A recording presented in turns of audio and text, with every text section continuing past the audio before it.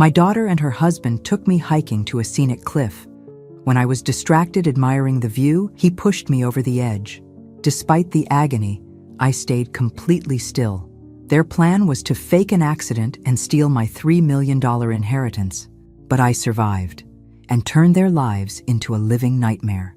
If you're watching this, subscribe and let me know where you're watching from. I should have seen it coming when Sarah suggested the family hiking trip. My 35-year-old daughter never suggested anything that didn't benefit her directly. But there I was, 6 months after burying my husband Robert, desperately craving any connection with my only child and her husband Michael. "Mom, you've been cooped up in that house too long," Sarah had said during her rare phone call 3 weeks earlier. "Michael found this gorgeous trail in Colorado. The autumn colors are supposed to be spectacular this time of year. It'll be good for you to get some fresh air." Fresh air. As if grief could be cured by elevation and exercise. But I agreed because I missed her, missed the family dinners, missed feeling like I mattered to someone. Robert's death had left me wealthy but utterly alone, and Sarah knew exactly which buttons to push. The drive to Cliffside Trail took 2 hours from Denver. Michael chatted enthusiastically about his new promotion at the investment firm, while Sarah scrolled through her phone in the passenger seat. I sat in the back like a child, watching the landscape change from suburban sprawl to rolling hills dotted with golden aspens. "This is perfect weather for hiking," Michael said, adjusting his designer sunglasses. "Not too hot, not too cold, and the visibility today is incredible." The trailhead parking lot was nearly empty on this Tuesday morning. Most sensible people were at work, not dragging their recently widowed mothers up mountain paths. But Michael had insisted Tuesday was better. Fewer crowds, better photo opportunities. "Let's get some pictures before we start," Sarah said, suddenly animated. She pulled out her phone and began taking shots of the three of us by the trail marker. "Mom, move a little to the left. Perfect. This is going to be such a nice memory." Memory. The word should have triggered alarm bells, but I was too grateful for her attention to question anything. The trail began gently, winding through stands of aspen and pine. Michael carried a large backpack filled with water bottles, granola bars, and what he called emergency supplies. Sarah walked between us, occasionally linking her arm through mine in a gesture that felt more performed than genuine. "Remember when we used to hike when you were little?" I asked her as we navigated a particularly rocky section. "Not really," she replied, her voice distracted. "Michael, how much further to the viewpoint?" "About another mile," he said, checking his GPS watch. "Trust me, it's worth it. The cliff overlooks the entire valley." Cliff, another word that should have raised red flags. But I was 65 years old, reasonably fit, and confident in my ability to handle a moderate hiking trail. What I wasn't prepared for was my own family's capacity for betrayal. The viewpoint was everything Michael had promised. A dramatic granite outcropping that jutted out over a 200-foot drop into a rocky ravine below. The autumn foliage spread out like a patchwork quilt, breathtaking in its beauty. "Isn't this incredible, Mom?" Sarah said, suddenly solicitous. "Come closer to the edge. You can see the whole valley from here." I should have noticed how they positioned themselves behind me. Should have questioned why Michael was adjusting his backpack straps so carefully, why Sarah was checking her phone again, why they both seemed nervous despite the successful hike. Instead, I stepped closer to the edge, mesmerized by the view. The wind caught my hair, and for a moment, I felt something approaching peace for the first time since Robert's funeral. That's when I felt Michael's hands on my back. The push was quick, calculated, and brutal. One moment I was admiring the golden valley below. The next I was tumbling through empty air, branches tearing at my clothes, rocks scraping against my skin. My nursing training kicked in even as I fell. Protect your head. Try to control the landing. Don't fight the momentum. But physics doesn't care about training, and gravity doesn't negotiate. I hit a ledge about 30 feet down, my left shoulder taking the brunt of the impact. Pain exploded through my body like lightning, but the ledge was narrow, barely 3 feet wide. One wrong move, and I'd continue falling to the bottom of the ravine. Above me, I could hear voices. Sarah's panicked-sounding cry of, "Mom! Oh my God, Mom!" Michael's urgent shouts about calling for help. To anyone listening, they sounded like distraught family members dealing with a tragic accident, but I could see them from my position on the ledge. Sarah was looking down, not with horror, but with calculation. Michael had pulled out his phone, but he wasn't dialing 911. He was texting someone. My medical background had taught me to stay still when injured, to assess damage before moving. That caution probably saved my life, because it kept me quiet long enough to hear their real conversation. "Can you see her?" Michael asked, his voice carrying clearly in the mountain air. "She's on that ledge," Sarah replied, her tone completely different from the panicked daughter act she'd performed moments earlier. "Is she moving?" "Doesn't look like it." "Should I throw some rocks?" "No, you idiot. It has to look like an accident. Besides, it's a 30-foot fall onto granite. She's probably already dead." Already dead. My own daughter was standing 30 feet above me, calmly discussing whether I was dead yet, and sounding almost disappointed that I might have survived their murder attempt. "What if she's just unconscious?" Sarah asked. "What if someone finds her and she wakes up?" "Then we stick to the story," Michael said. "She was admiring the view, got too close to the edge, slipped and fell. We're devastated. We tried to save her. These things happen with elderly people." Elderly people. I was 65, not 90, but to them, I was just an old woman whose time had conveniently come. "How long do we wait?" Sarah asked. "Give it another 10 minutes, then we hike back down and call emergency services. By the time they get here and retrieve the body, we'll be the grieving family." I forced myself to remain perfectly still, even though my shoulder felt like it was on fire and I could taste blood in my mouth. Every instinct screamed at me to call out, to let them know I was alive, to beg for help. But something deeper, some survival instinct born from 65 years of being underestimated, kept me silent. "The lawyer said the will reading is next week," Michael continued. $3 million in investments, plus the house. We can pay off the credit cards, the mortgage, maybe even buy that place in Aspen you wanted. "What about the life insurance?" Sarah asked. "Another $2 million. This little hiking trip is going to solve all our financial problems. $5 million. That's what my life was worth to them. $5 million and the freedom to live without the inconvenience of an aging mother who expected to be included in their lives. We should probably act more upset when we call it in," Sarah said. "Really sell the tragedy. Don't worry, baby, I've got this. I'll handle the authorities, you handle the tears." They spent another 8 minutes discussing the logistics of their performance. Who would call 911, what they would say, how they would explain the delay in reporting my accident. They had clearly thought this through, planned it carefully, chosen this remote location specifically because it would be hours before help arrived. Finally, I heard their footsteps moving away from the edge as they began their hike back to the parking lot. Sarah called out one last time, "Mom, can you hear me? We're going to get help." The concern in her voice was Oscar-worthy. But I was done being their victim. The fall had been meant to kill me, but instead it had revealed the truth about who my daughter really was. And now I had something they didn't know I possessed, knowledge of their plan, and the burning desire to destroy them with it. The pain in my shoulder was excruciating, but I was alive. I was conscious, and I was angrier than I'd ever been in my entire life. Sarah and Michael had just made the biggest mistake of their lives. They thought they were heading back to collect their inheritance, but they were actually walking into a trap they didn't even know existed yet. It took me 47 minutes to climb off that ledge.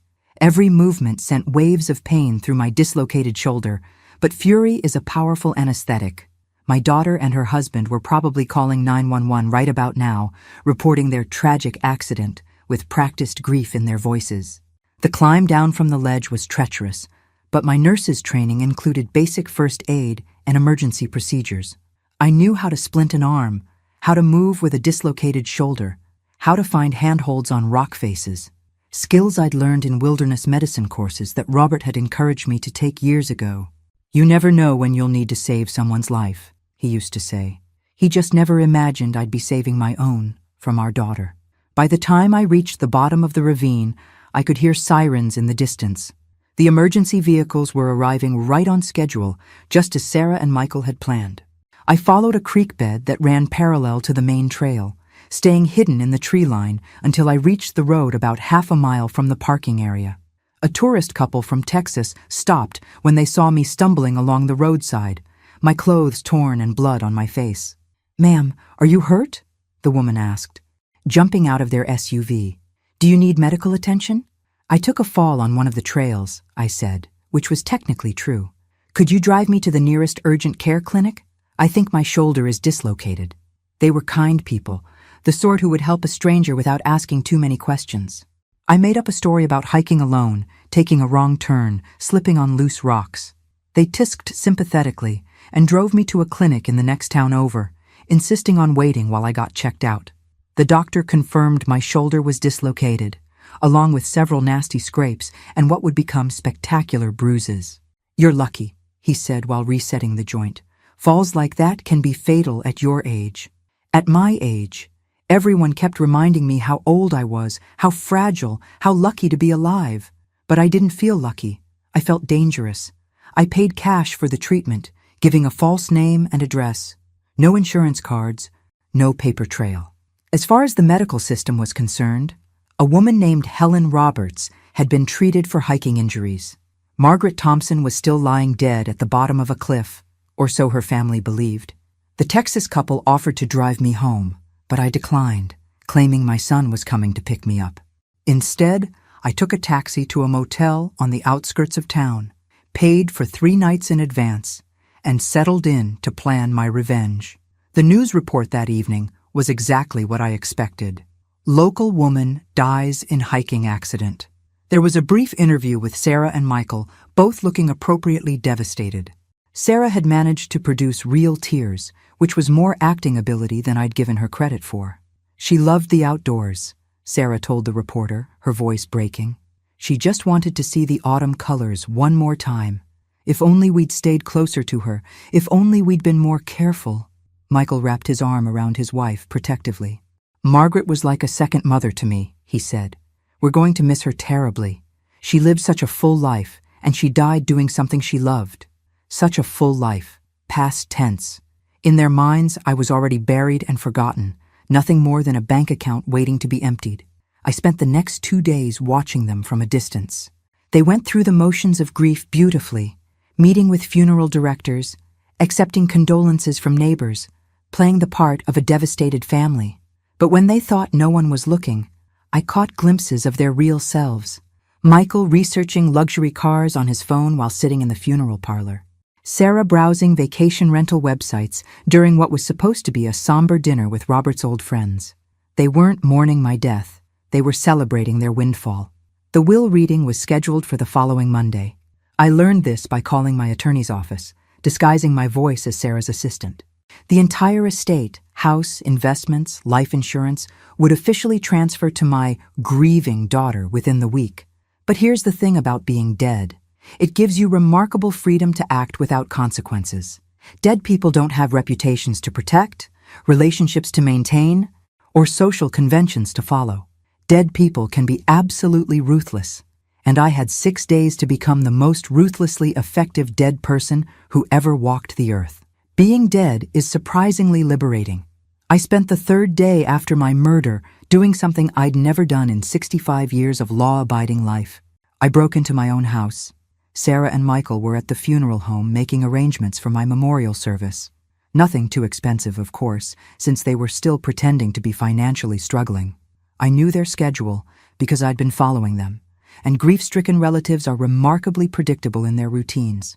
The spare key was still hidden under the fake rock by the back patio, exactly where Robert had placed it 5 years ago. In case of emergencies, he'd said. This definitely qualified. Walking through my own home as a dead person was surreal. Everything looked the same, but I could see it now through Sarah and Michael's eyes, not as my sanctuary, but as their jackpot. The Waterford crystal collection Robert had given me for our 25th anniversary, the antique furniture my grandmother had left me, the paintings we'd collected during our European trips. All of it was about to become theirs, along with the insurance money that would let them live like royalty for the rest of their lives. I headed straight for Robert's study, where he'd kept all our important documents. Sarah and Michael had already been through here. I could tell by the slightly disturbed papers and the way the filing cabinet drawer wasn't quite closed properly. They'd probably been looking for investment statements and insurance policies, calculating their windfall, but they'd missed what I was looking for. Robert's old recording equipment. My husband had been a meticulous man who believed in documenting everything. He'd recorded every business meeting, every important phone call, every conversation that might someday matter.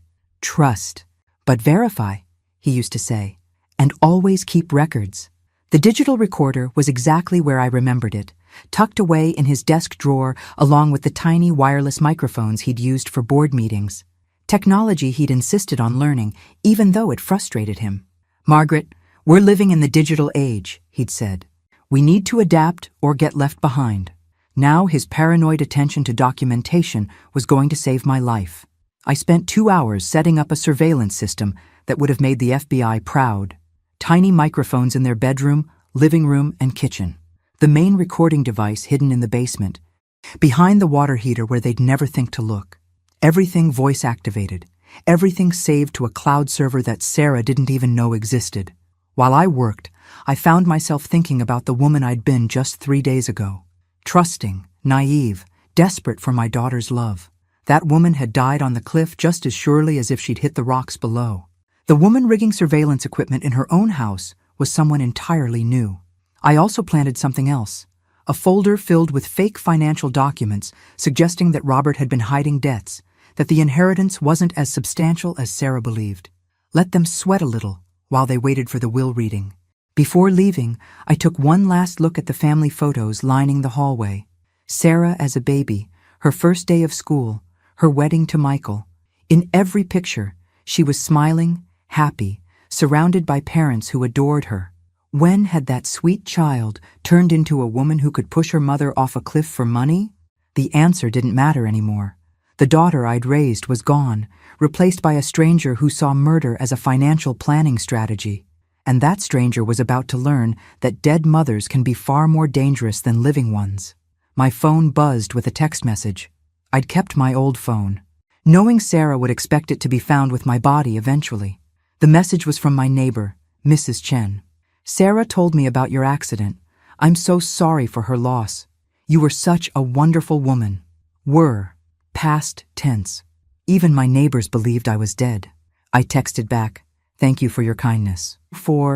Margaret would have appreciated knowing she had such caring neighbors.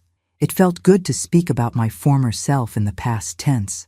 That trusting, grateful woman was gone forever. The woman who remained had work to do.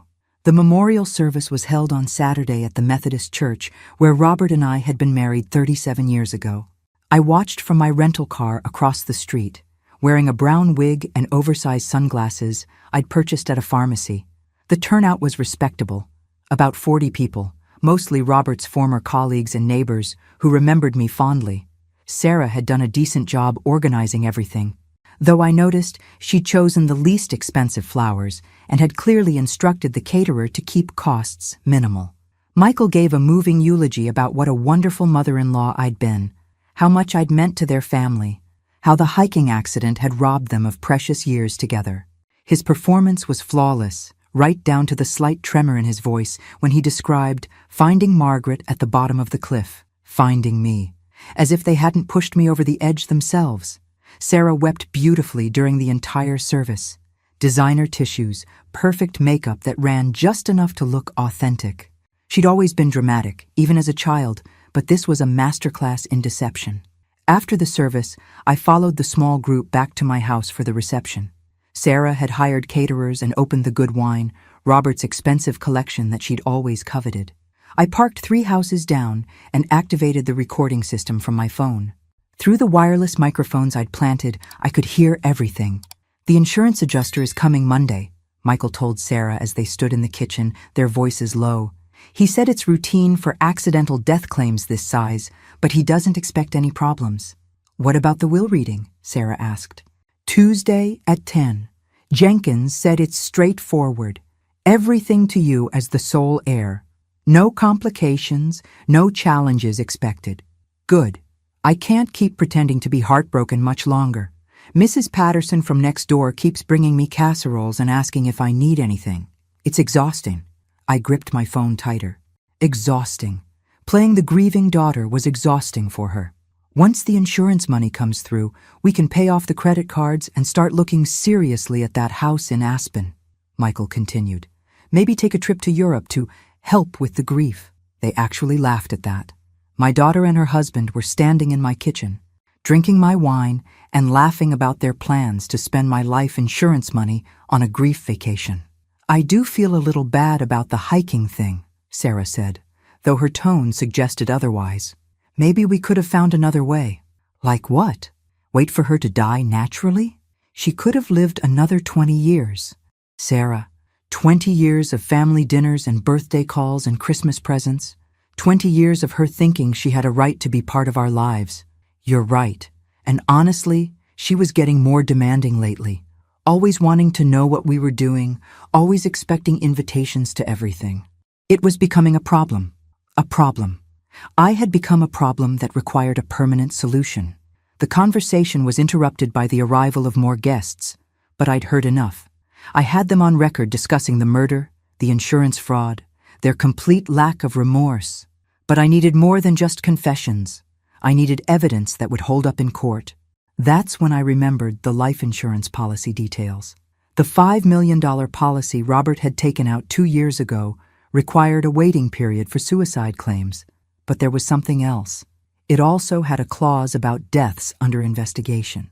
If there was any question about the circumstances of death, the insurance company would conduct their own investigation before paying out. Time to make them sweat. I drove to the nearest internet cafe and created an anonymous email account. Then I sent a message to the insurance company's fraud investigation division. You should look more carefully at the Margaret Thompson death claim. Ask her daughter why she took out a cash advance on her credit card the day before the hiking trip. Ask her husband why he Googled life insurance waiting periods 2 weeks ago. Some accidents aren't really accidents. I didn't sign it, but I included enough specific details to ensure they'd take it seriously. Insurance companies hate paying out claims, and they especially hate being defrauded. The email was sent at 11:47 p.m. Saturday night. By Monday morning, Sarah and Michael's carefully planned inheritance would be frozen pending investigation. Phase 1 of my revenge was complete. Now it was time for Phase 2, making them understand exactly what they'd lost when they decided to murder their mother. The insurance investigator arrived Tuesday morning at 8:30 a.m., 2 hours before the scheduled will reading. I watched from my new vantage point, a coffee shop across from my house that had excellent Wi-Fi and clear sightlines to the front door. Sarah answered the door in a black dress, still playing the grieving daughter role. But I could see her confusion through the window as Detective Morrison showed his badge and asked to come inside. This wasn't part of their script. Through my surveillance system, I heard every word. Mrs. Walsh, I'm Detective Morrison with the Insurance Fraud Division. We've received some information regarding your mother's death that requires follow-up investigation. Information? Sarah's voice was carefully controlled, but I could hear the tension. What kind of information? The kind that suggests your mother's death might not have been the accident you reported, Morrison said. We'll need to ask you and your husband some questions. Michael appeared in the background, and I could practically feel his panic through the microphone. This is ridiculous, he said. Margaret fell off a cliff. It was a tragic accident. We were there. Yes, you were there, Morrison agreed. That's exactly what we need to discuss. The questioning went on for an hour. Morrison was thorough, asking about the timeline, the location choice, their financial situation, the timing of various credit card transactions. Sarah and Michael stuck to their story, but I could hear the cracks forming. Why did you choose that particular trail? Morrison asked. Michael found it online, Sarah replied. He thought Mom would enjoy the scenery. And you'd never been there before? No, never. But I knew that was a lie. I'd found the browser history on Michael's computer during my house break-in. He'd researched that trail extensively, looking for information about emergency response times, cell phone coverage, and accident statistics. This wasn't a spontaneous family outing. It was a carefully planned murder scene. Mrs. Walsh, can you explain this cash advance? Morrison asked, and I heard papers rustling. $5,000 withdrawn from your credit card the day before the hiking trip? Silence. Sarah was probably trying to come up with a plausible explanation for money she'd taken out to pay their overdue bills before collecting the inheritance. That was for my mother's birthday present, she finally said. We were planning to surprise her next month. A $5,000 birthday present? That's quite generous for someone you described as financially independent. More silence. Michael stepped in. Detective, we're grieving here. These questions are inappropriate and insensitive. Our lawyer advised us not to discuss financial matters without representation. That's certainly your right, Morrison said. But I should let you know that the insurance payout is frozen pending completion of our investigation. All assets related to the claim will remain under review until we're satisfied about the circumstances of Mrs. Thompson's death. The silence that followed was deafening. $5 million. Suddenly out of reach. How long does an investigation like this typically take? Sarah asked, her voice small. Depends on what we find, Morrison replied. Could be weeks, could be months. We'll be in touch. After he left, I listened to Sarah and Michael's meltdown with deep satisfaction. Someone knows, Sarah said, her voice shaking. Someone saw something, or heard something, or... It's probably just routine, Michael said, but he didn't sound convinced. Insurance companies investigate all large claims. $5,000, Michael. Why did you let me take out that cash advance? It looks suspicious. Because we needed the money. The mortgage payment was due, and we couldn't wait for her to die naturally. There it was, another admission on record. What if they find something? What if someone saw us on the trail? What if there are security cameras somewhere we missed? Then we stick to the story, Michael said. We're innocent. We loved Margaret. Her death was a tragic accident that devastated our family. But their panic was showing. The perfect plan was unraveling, and they had no idea that their biggest problem wasn't the insurance investigation. Their biggest problem was that I was still alive, still listening, and just getting started. I finished my coffee and checked my watch. The will reading had been postponed due to the insurance hold, but Sarah and Michael didn't know that yet. They were probably getting dressed right now, preparing to inherit an estate that would never be theirs. Time for them to learn that dead mothers make the most dangerous enemies of all. That evening, I made my first direct move. I called Sarah's cell phone from a number she wouldn't recognize, using a voice distortion app I'd downloaded. "Enjoying your inheritance, Sarah?" I asked when she answered. "Who is this?" "Someone who knows what you did to your mother." The line went dead immediately, but I could hear her panicked voice through the surveillance system. "Michael, someone knows. Someone just called me about Mom." Phase 2 was complete. Now they knew they were being watched. Time for Phase 3, making them pay. The anonymous phone calls became my specialty over the next week. I'd call Sarah at random times, always from different numbers, always with just enough information to terrify her without revealing how much I actually knew. "Did you enjoy spending my jewelry money?" I'd ask, referencing the diamond earrings she'd sold 3 months ago. Earrings she'd claimed were lost. "The police are getting closer, Sarah. They know about the trail research. Michael's gambling debts are interesting. Does he know you're planning to divorce him once you get the insurance money?" That last call hit a nerve. Through my surveillance system, I heard their first real fight since my death. "You told someone about the divorce papers?" Michael screamed. "I didn't tell anyone," Sarah shot back. "Those papers are locked in our safety deposit box." But I knew about the divorce papers because I'd had Sarah followed by a private investigator for the past 2 months, before my death. Robert's illness had taught me to be suspicious about money, and something about Michael's behavior around our investments had troubled me. The PI had uncovered Michael's gambling addiction, his affairs with 2 different women, and Sarah's consultation with a divorce attorney about protecting her upcoming inheritance from marital assets. They'd planned to kill me, split the money, then divorce each other within a year. Even their marriage was just another financial transaction. "Someone's watching us," Sarah said, her voice breaking. "Someone knows everything. What if it's Mom's ghost?" "Ghosts don't make phone calls," Michael snapped, but I could hear the fear in his voice too. They were both cracking under the pressure, making mistakes. Michael had started drinking heavily. While Sarah was taking anxiety medication she'd stolen from a friend. Their carefully constructed facade was crumbling. The insurance investigation was expanding too. Detective Morrison had interviewed their neighbors, their co-workers, even the hiking guide service Michael had contacted but ultimately decided not to use. Each conversation revealed more inconsistencies in their story. But my favorite development was watching their financial desperation grow. Without the insurance payout, they couldn't cover their bills. The mortgage payment was 3 weeks overdue. Credit card companies were calling constantly. The life they'd planned to fund with my death was evaporating. "We need to take out another loan," Sarah said during one of their late-night arguments I recorded. "Against what collateral? Your mother's house is tied up in probate until the insurance thing gets resolved. Then we sell something. The car, my jewelry, anything. We already sold everything valuable. Sarah, we're broke." It was music to my dead ears. But the real masterpiece came when I decided to visit them in person. Not as Margaret Thompson, she was still dead as far as they knew, as someone else entirely. I'd spent considerable money on a complete appearance transformation. Professional hair dye to auburn, colored contact lenses to change my eye color, makeup techniques to alter my facial structure. Combined with a 20-pound weight loss from stress and careful padding in the right places, I looked like a completely different woman.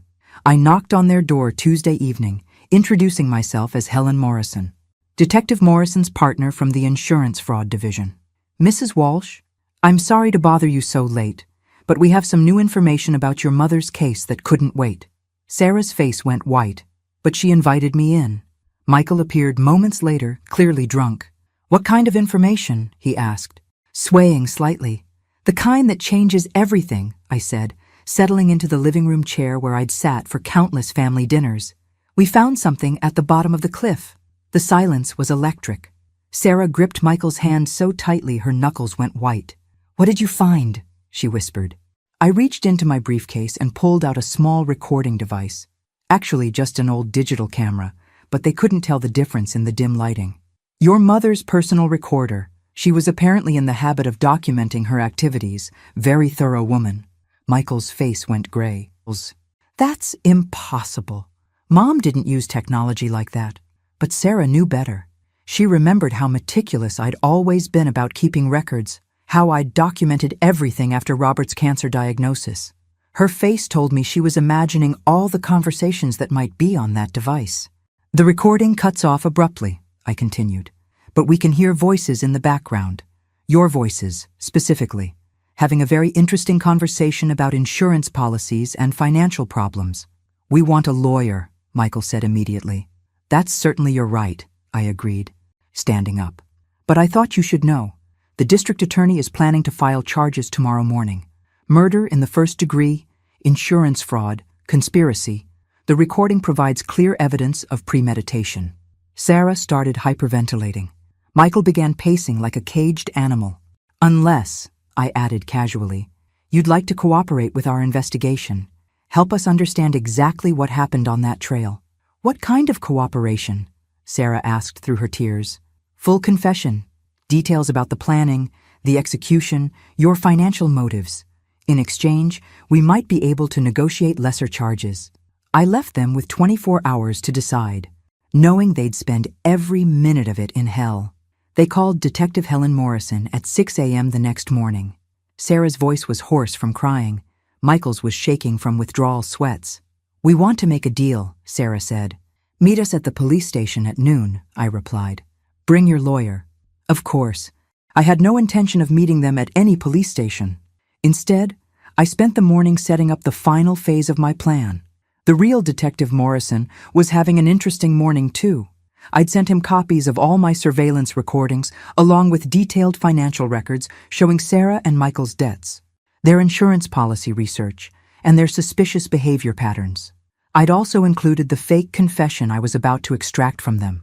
By the time Sarah and Michael arrived at the police station at noon, Detective Morrison was waiting with actual arrest warrants, but I wasn't done with them yet. While they were being processed downtown, I was back at my house, the house they'd planned to inherit, making some final preparations. I'd been living in motels for 2 weeks, but tonight I was coming home. The surveillance equipment stayed active. I wanted to record everything that was about to happen. They made bail that evening, using the last of their credit card cash advances. When they returned to their house, exhausted and traumatized, they found me sitting in their living room. Not Helen Morrison, not a detective. Me, Margaret Thompson, their supposedly dead mother, very much alive and absolutely furious. "Hello, darlings," I said as they walked through the door. "We need to talk." Sarah screamed and fainted. Michael tried to run, but I'd locked the doors from the inside. "Sit down, Michael," I said calmly. "Let's discuss your financial planning strategies." When Sarah regained consciousness, she stared at me like I was actually a ghost. "You're dead," she whispered. "We saw you fall. You're dead." "Reports of my death have been greatly exaggerated," I said, borrowing from Mark Twain. "Though your disappointment about that is duly noted." Michael had gone completely silent, his brain apparently unable to process the impossibility of my presence. "I have some good news and some bad news," I continued. "The good news is that you're not going to prison for murder, since your victim is obviously still breathing. The bad news is that attempted murder still carries a significant sentence." "Mom," Sarah started, but I held up my hand. "You lost the right to call me that when you pushed me off a cliff for my life insurance money. I prefer Margaret now." I'd prepared a detailed presentation of their crimes, complete with recorded confessions, financial evidence, and a timeline of their murder plot. Everything was documented, witnessed, and legally admissible. "Here's what's going to happen," I said. "You're going to confess to attempted murder. You're going to plead guilty to insurance fraud. And you're going to spend the next several years in prison thinking about what you lost when you decided I was worth more dead than alive." "We can explain," Michael said desperately. "We were in debt. We were desperate. We never meant to actually hurt you." "You pushed me off a 200-foot cliff," I replied. "Exactly which part of that wasn't meant to hurt me?" Sarah was crying again, but these weren't the crocodile tears she'd shed at my memorial service. These were the tears of someone whose entire world was collapsing. "I'm sorry," she sobbed. "I'm so sorry, Mom. We made a terrible mistake." "No," I corrected her. "You made a calculated decision to commit murder for money, and now you're going to live with the consequences." But there was one more surprise waiting for them. "Before we conclude our family reunion," I said, pulling out a thick legal document, "there's something else you should know about your inheritance." Both Sarah and Michael looked at the papers with desperate hope. Even facing attempted murder charges, they were still thinking about money. "The will reading you missed while you were being arrested?" I continued. "It contained some interesting provisions." This was my masterstroke, planned during those long hours in the motel room while they thought I was dead. I'd had my attorney draw up a new will 3 days before the hiking trip, one that Sarah and Michael knew nothing about. "I changed my will 2 weeks ago," I said. Funny thing about Mother's intuition. Something told me I needed to be more careful about my estate planning. Sarah's face went white. "What kind of changes?" "The kind that reflect my growing concerns about your financial stability and decision-making capabilities." I opened the document and began reading the relevant sections. "In the event of my death under suspicious circumstances, or if my daughter Sarah Walsh or her husband Michael Walsh are charged with any crimes related to my death, all assets previously designated for their inheritance shall be transferred to the following charities." I listed them all: the children's hospital where I'd volunteered, the animal shelter where Robert had adopted our dog, the scholarship fund at my old nursing school, organizations that would actually use the money to help people instead of funding luxury vacations and gambling debts. $5 million, I continued, going to people who deserve it instead of people who tried to murder me for it. Michael looked like he might have a heart attack. "You can't do that. We're your family." "Family doesn't push family members off cliffs," I replied. "Besides, this is all academic since I'm not actually dead." "The money was never yours to begin with." But Sarah was staring at the document with growing horror. "The date," she whispered. "The date on this will... It's from before the hiking trip." "That's correct. I had some concerns about your lifestyle choices and wanted to ensure my money would be used responsibly." The truth was even more devastating than my lie. I'd been planning to revise my will anyway, not because I suspected they'd try to kill me, but because I'd grown tired of bankrolling their irresponsible spending. The hiking trip had just accelerated my timeline. "So even if you'd succeeded in murdering me," I said, "you wouldn't have inherited anything anyway. You would have committed murder for nothing." The silence that followed was deafening. All their planning, all their risk-taking, all their betrayal, and it was all for money they were never going to receive.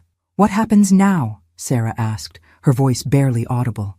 "Now you go to prison," I said simply. "The district attorney has enough evidence to convict you both. The recordings, the financial records, your behavior patterns, it's all very compelling. And then?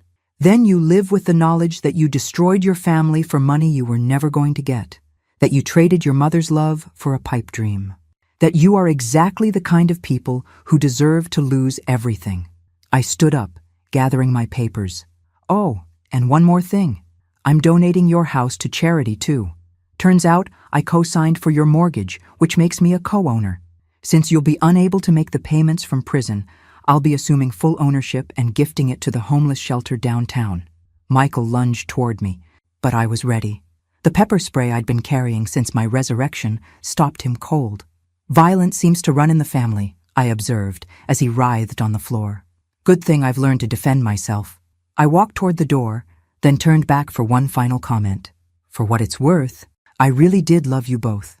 But love has its limits, and attempted murder is definitely beyond them. I left them there, crying, defeated, and finally understanding the true cost of their greed. But I wasn't quite finished with them yet. The trial was a media sensation. Mother returns from dead to testify against daughter's murder plot made headlines across the country. I gave exactly one interview to a local reporter who'd covered Robert's obituary with unusual kindness. How does it feel to be betrayed by your own child? She asked. It feels like clarity, I replied. For the first time in years, I see people exactly as they are instead of as I hoped they might be. Sarah and Michael's defense attorney tried to argue temporary insanity, financial desperation, even claimed I'd driven them to it through emotional manipulation. None of it worked. The recordings were too clear, the evidence too overwhelming. But the real revelation came during Sarah's testimony. Why did you decide to kill your mother? The prosecutor asked. Sarah's answer shocked everyone in the courtroom, including me. Because she was going to cut us off anyway, she said, her voice flat and emotionless. She'd been asking too many questions about our finances, making comments about our spending. I knew she was planning to change her will. The prosecutor pressed further. So this wasn't just about inheriting her money? No, it was about getting it before she could give it away. Mom was always threatening to donate everything to charity if we didn't shape up. We couldn't risk waiting. I sat in the witness gallery, stunned. They hadn't killed me for my money. They'd killed me to prevent me from giving it away. The very act of trying to teach them financial responsibility had convinced them that murder was their only option. Did you consider simply improving your financial management instead? The prosecutor asked. Sarah laughed bitterly. Have you seen the bills we had? The debt? We were drowning. Mom's money was the only way out. And you never considered asking her for help directly? She would have said no. She was always lecturing us about living within our means, about taking responsibility.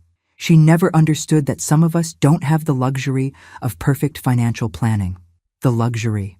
She'd characterized my lifetime of careful saving and responsible spending as a luxury, as if it was something I'd been born with rather than something I'd earned through decades of sacrifice.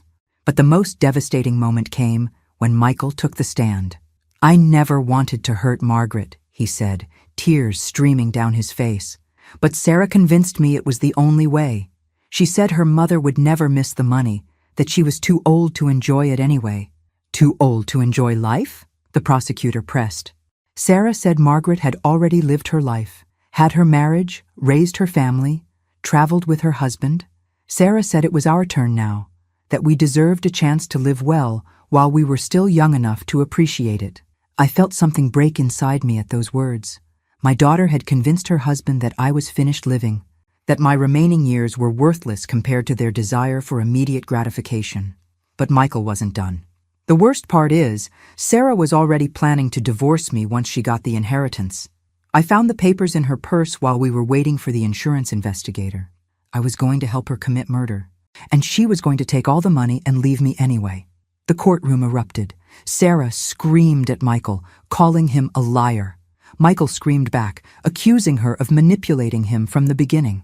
Their defense collapsed into mutual accusations and finger-pointing. I watched my daughter and her husband destroy each other with the same viciousness they'd tried to use on me. And I felt nothing but cold satisfaction. The jury deliberated for less than 3 hours, guilty on all counts. Sarah received 15 years for attempted murder and conspiracy.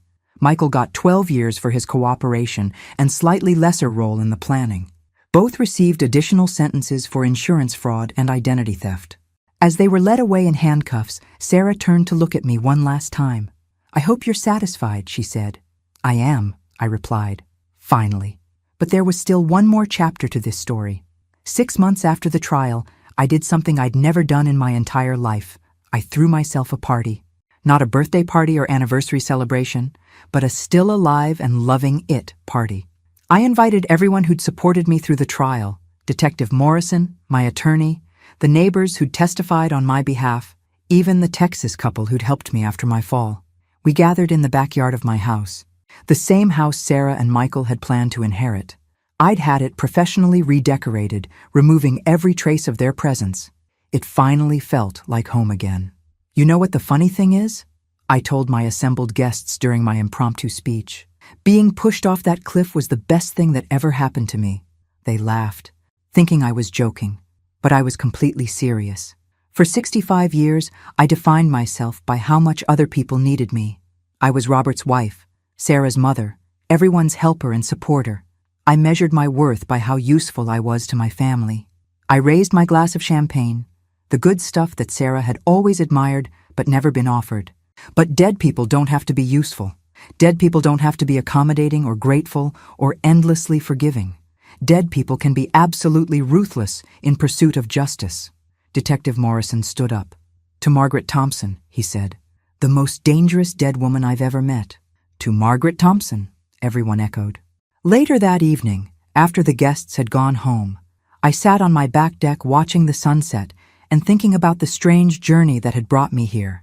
I'd received dozens of letters from other elderly people who'd seen the news coverage, stories of financial abuse, emotional manipulation, family members who saw inheritance as an entitlement rather than a gift. My case had apparently inspired others to seek help, to set boundaries, to refuse to be victims. I'd also been contacted by 3 different publishers wanting to buy the rights to my story. Movie producers, documentary filmmakers, even a Broadway composer interested in turning my resurrection into a musical. But the most meaningful contact came from an organization that helped elderly abuse victims. They wanted me to become a spokesperson, to share my story as a way of encouraging others to fight back against family exploitation. "You've shown that being old doesn't mean being powerless," the director told me. "Your story gives people hope." Hope. Not something I'd expected to be dispensing at 65, but I liked the idea. My phone rang, interrupting my thoughts. The caller ID showed the state prison number. "Margaret Thompson?" the automated voice said. "You have a collect call from Sarah Walsh. Will you accept the charges?" I thought about it for exactly 3 seconds. "No," I said, and hung up. Some bridges once burned should never be rebuilt.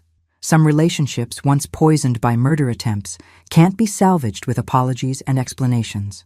I had a new life now, built on the ashes of the old one. A life where I was valued for who I was rather than what I could provide, where my money was mine to spend or donate as I saw fit, where family was defined by love and respect rather than blood and obligation. Sarah and Michael had tried to kill me for $5 million they were never going to receive anyway. Instead, they'd given me something far more valuable, the knowledge that I was strong enough to survive anything, smart enough to outwit anyone who underestimated me, and ruthless enough to destroy people who threatened me. They'd thought they were pushing a helpless old woman off a cliff. Instead, they'd awakened a force of nature they never saw coming, and that force of nature was just getting started. I poured myself another glass of champagne and smiled at the setting sun. Tomorrow, I was meeting with the Abuse Prevention Organization. Next week, I was flying to New York to discuss the book deal. Next month, I was starting a foundation to help elderly victims of family financial abuse. My daughter had tried to end my story by pushing me off a cliff. Instead, she'd just given me the perfect opening chapter for the rest of my life. Thanks for listening. Don't forget to subscribe and feel free to share your story in the comments. Your voice matters.